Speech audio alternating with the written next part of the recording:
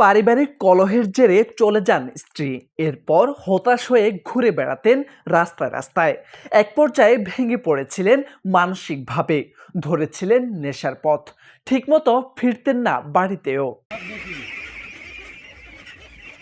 তবে এখন পাল্টে গেছে জীবন, পাল্টে গেছে সবকিছু। নেশা ছেড়ে হয়েছেন উদ্যোক্তা, আর এতেই অভাবনীয়ভাবে সাফল্য ধরা দিয়েছে তার কাছে। নাম তার মানিক রহমান। হাঁস পালন করে এখন আয় করছেন লাখ লাখ টাকা। কিনেছেন মোটরসাইকেলও। নেশাগ্রস্ত হওয়ার কারণে সমাজের মানুষ বাঁকা চোখে দেখত মানিককে। তাচ্ছিল্য করে বলতেন, কিচ্ছু হবে না মানিককে দিয়ে। পরিবার ও সমাজের বোঝা বলেও করা হয়েছে নানান ধরনের তিরস্কার। একসময় মানিক এই নেশার পথ থেকে বের হওয়ার চেষ্টা করেন। বারবার চেষ্টা করলেও কিছুতেই বেরিয়ে আসতে পারছিলেন না তিনি। এরপর তার পাশে ঢাল হয়ে দাঁড়িয়েছে একটি স্বেচ্ছাসেবী সামাজিক সংগঠন। সহযোগিতার হাত বাড়িয়ে দেন তারা। ১.৫ মাস হাঁসের ডিমটা উঠাইছি, ৩৫০ হাঁসের ডিম হাইস পাইছি আমি ২৬০টা। হ্যামারেজ আমার আইছে প্রায় ৩০-৪০টা করে, ২৩০-৪০টা ডিম প্রতিদিনের জন্য আমি পাইছি।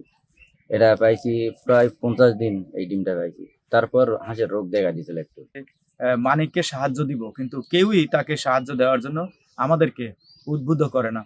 এক প্রকার ওর সঙ্গে আমি পার্সোনালি আলাপ করি।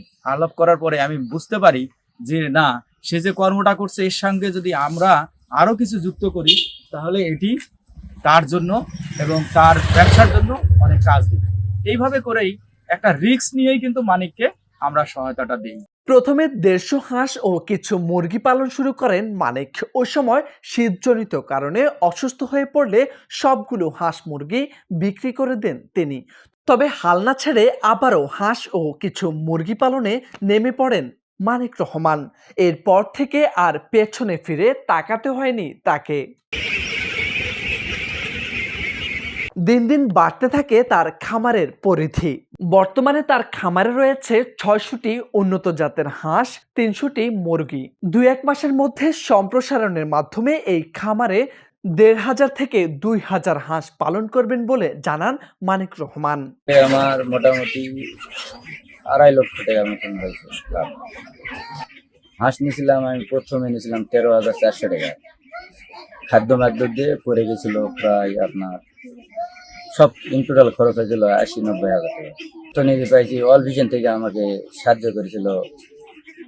ওই অল ভিশনের টাকা দিয়ে হাঁসের বাচ্চা উঠাইছিলাম, আর খাদ্যের টাকা ওই দিক থেকে একটু কাজ কাম করে। আমার এটা হাঁসের শেড, এই শেডে আমি কাজ করতেছি। যারা বেকার বসে আছেন তাদের উদ্দেশ্যে বলছি যে হাঁসের ব্যবসা খুব লাভজনক। যদি আপনাদের কারো করার ইচ্ছে থাকে তাহলে এরকম একটা জায়গা পরিশান করে আপনারা হাঁসের বাচ্চা উঠাবেন, খাঁটি ক্যাম্বেল। নওগাঁর ধামইরহাট দুর্গাপুর গ্রামে গিয়ে দেখা যায় তার এমন সাফল্যের চিত্র। মানিকের হাঁস পালনের এমন সফলতা দেখতে দূর দূরান্ত থেকে ছুটে আসেন নানা বয়সী মানুষ। মোর্শেদ আলম, সময়ের আলো।